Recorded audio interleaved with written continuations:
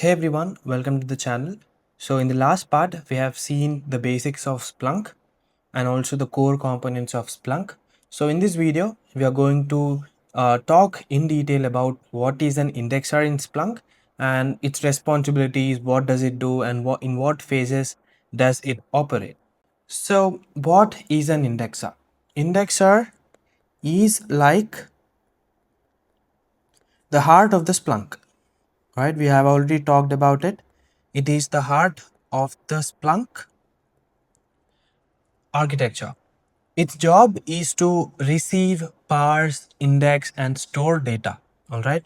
So what does it do? It receives data, parses it, indexes it, and stores it. Why does it do this? Why does it receive the data? Why does it parse the data? Why does it index the data? And why does it store the data? Because we can use something called as SPL, search processing language.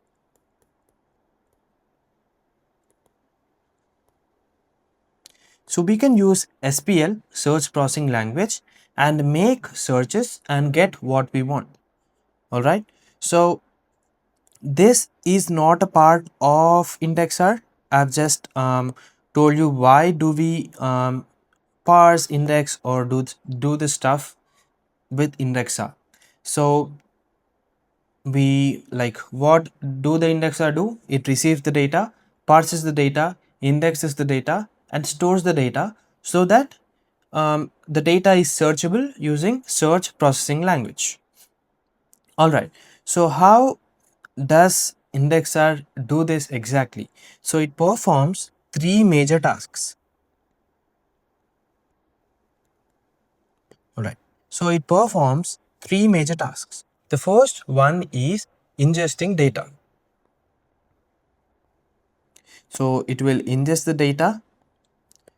The second major task is that it parses the data that it got and transforms it into events. So it will parse the data and transform it into events. Then it also does indexes the data and respond to search queries.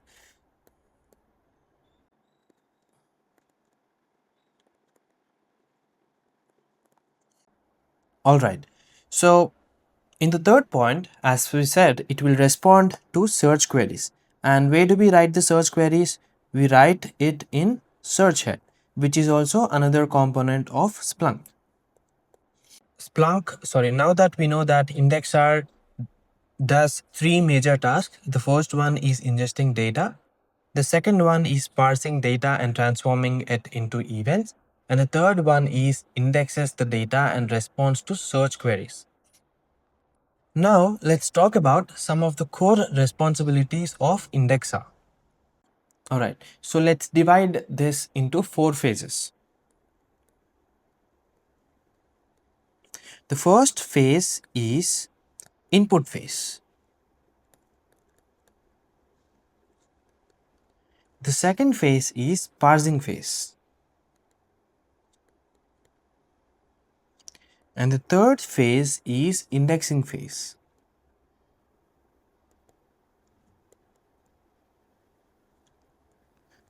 And the fourth phase is search phase.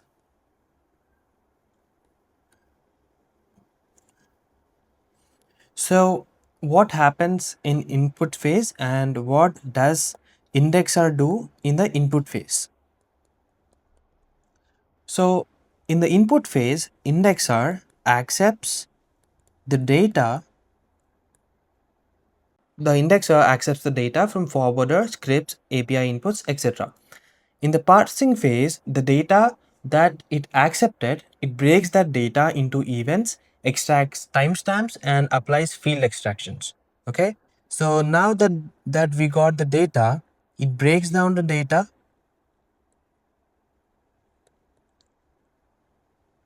Then it also applies timestamps. Next comes indexing phase. So here indexer stores the parsed events into index buckets so that the data is searchable. So whatever the data is broken down here, it gets stored as events so that okay, I will also write in index buckets so that the data is searchable. Next, search phase. So we use search head to make searches. So we use search head to make searches. So in the search phase, it will respond to these searches and returns the results. Alright, so these are the four core responsibilities of an indexer: input phase, parsing phase, indexing phase, and searching phase. And I've also told you what happens in each phase, what does indexer do in each phase. Now let's talk about the data flow with the indexer. So how does the data flow from starting point to ending point, including the indexer? So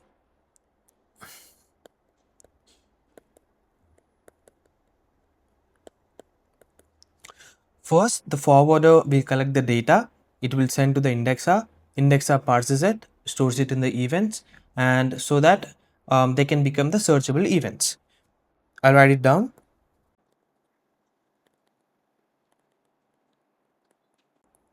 Events. So this is the data flow. So let's also take an example. Let's say you got a raw log from Apache. Okay.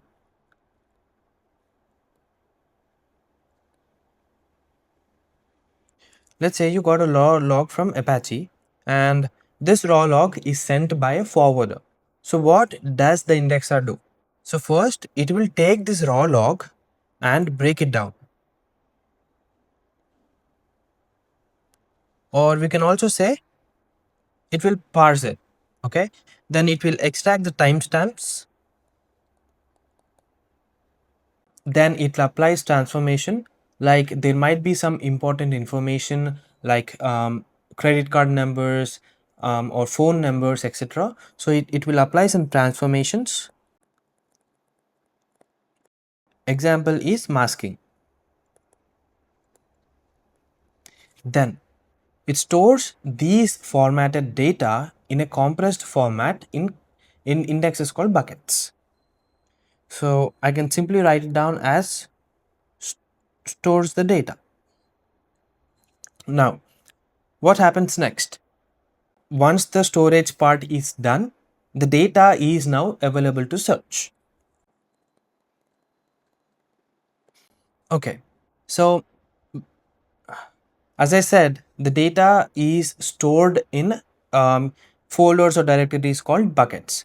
Now let's talk about what are buckets and um, how many types of buckets are there. Okay, so what are buckets and what is the point of buckets in Splunk? So it is the indexer file system structure. So buckets are the indexer file system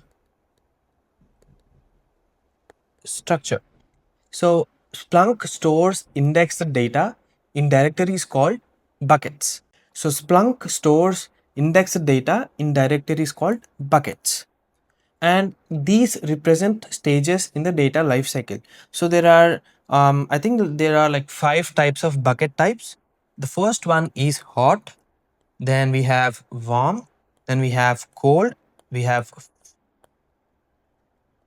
frozen, and we have thawed. Right?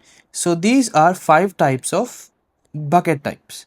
So what does each represent? So hot means the data is being actively written to. So if the data is being written, then the bucket type is hot. If the data being written is closed. You cannot write the data, but you can search the data, then the bucket is warm. So I can write closed searchable. Okay. Then what is cold?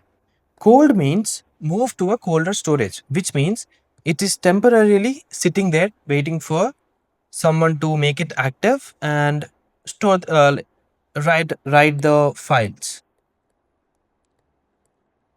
Then we have frozen. Frozen means the data, the bucket is deleted or archived.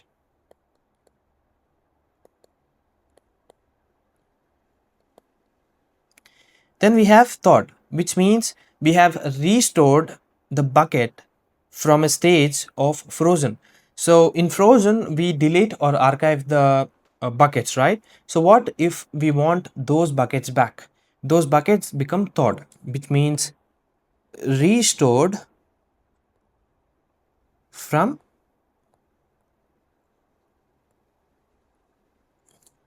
frozen. All right. So there are 5 types: hot, warm, cold, frozen, and thawed.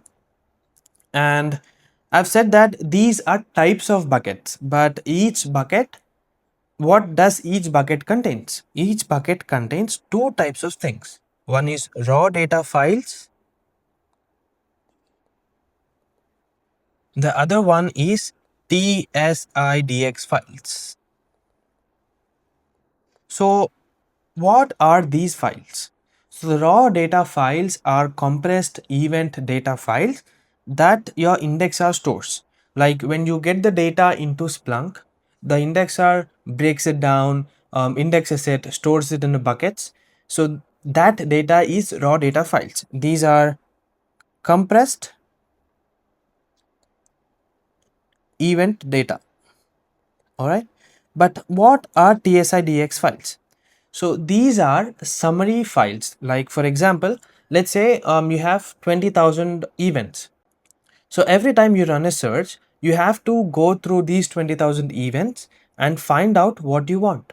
So what Splunk does is that whenever you run the first search, it will create a summary kind of indexes for it. So whenever you run the similar kind of search next time, instead of scanning through all 20,000 events, Splunk will just refer to this TSIDX files. So these are index files used for fast searching. Let's quickly summarize and deep dive into how indexing works. So indexing works in 2 phases, as you know. One is data parsing, the other one is indexing. So what happens in data parsing and what happens in indexing? In data parsing, the Splunk reads the raw text, breaks it down into events using line breaks, extracts timestamps using patterns, and applies transformation with some kind of configuration files. I'll write them down first so that you can read it through.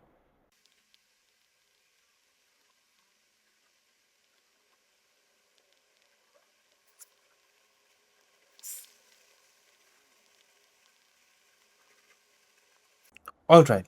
So first, in the data parsing phase, as I've said, Splunk reads the raw data, raw text, breaks it down into events, extract timestamps, and applies transformation.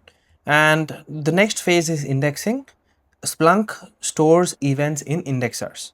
So if I take a real life example, you can think of it like a book index.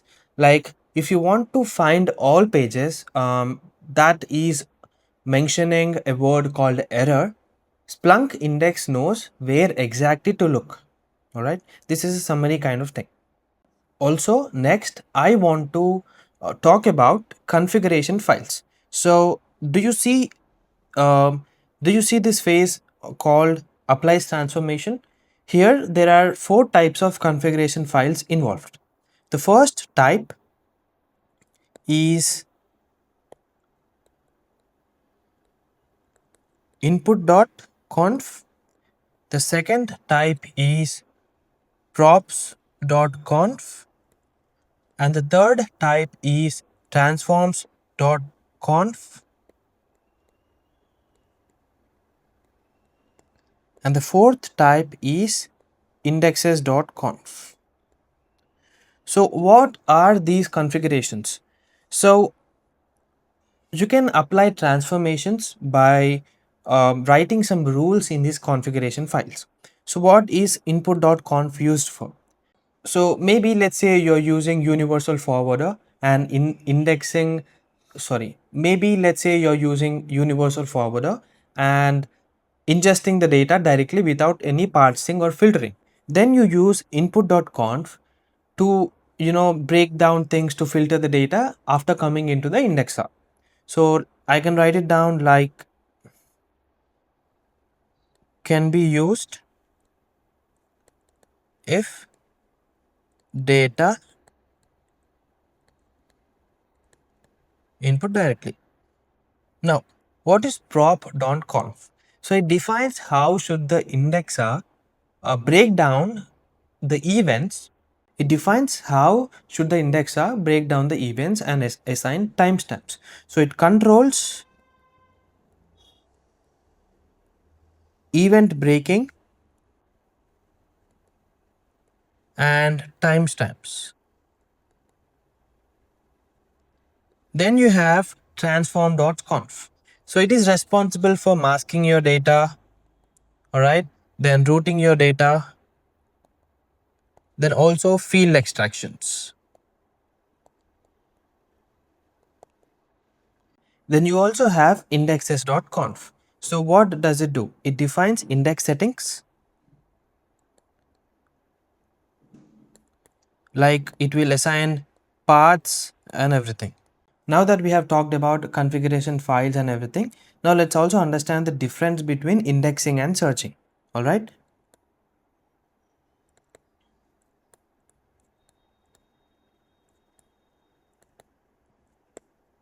All right.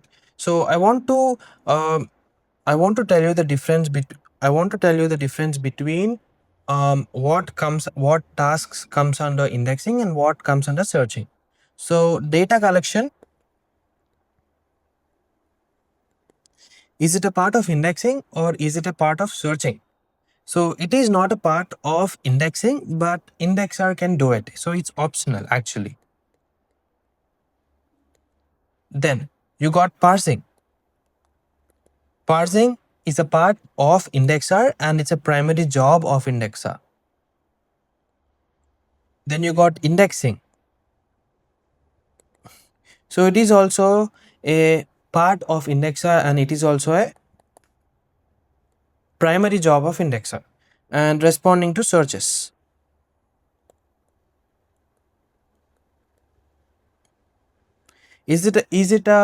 Um, is it a part of indexer? Yes, but not directly. Responding to searches, is it a part of indexer? No, it is a part of search head. Yes. So now that we have also seen the difference between indexing and searching, let's move ahead and talk about why is indexer so important. Indexer is important for for some reasons. For example, search optimization.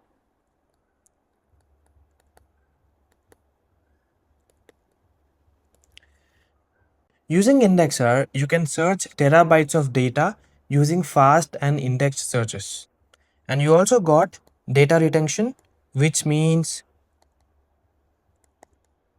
you can control how long the data is stored in your Splunk. And you got compression, which reduces the storage cost because you're indirectly storing the raw data as broken down events. Then you got security. So the indexer can be tightly controlled by the top level management. You can also you can control who can access the indexers and who cannot. Then you also got scalability.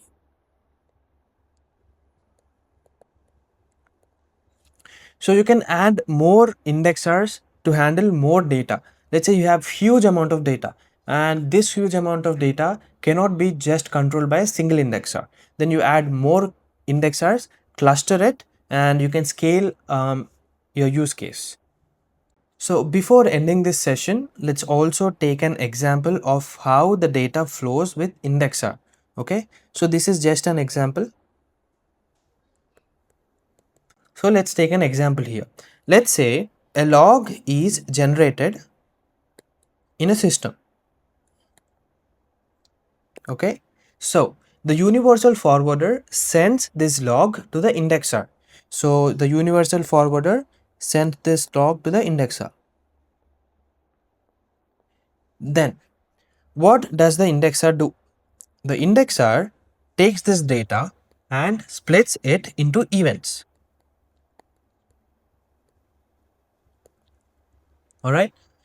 Then it extracts timestamps.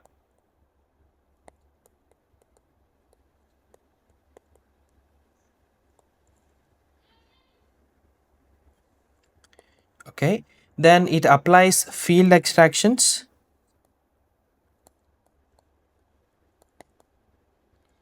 and also it stores this in an index.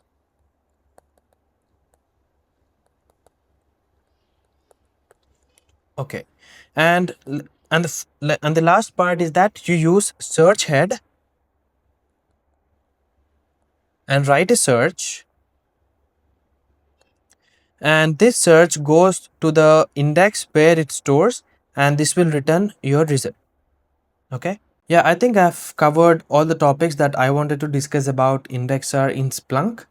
So if you got any questions for me, just comment it down. And if you think I should make any videos on topics related to Splunk, you can also let me know in the comments. So if you liked my content, make sure you subscribe to my channel. I'll be uploading more videos related to Splunk. Yeah, I think that's it for today. I'll meet you in the next video. Thank you.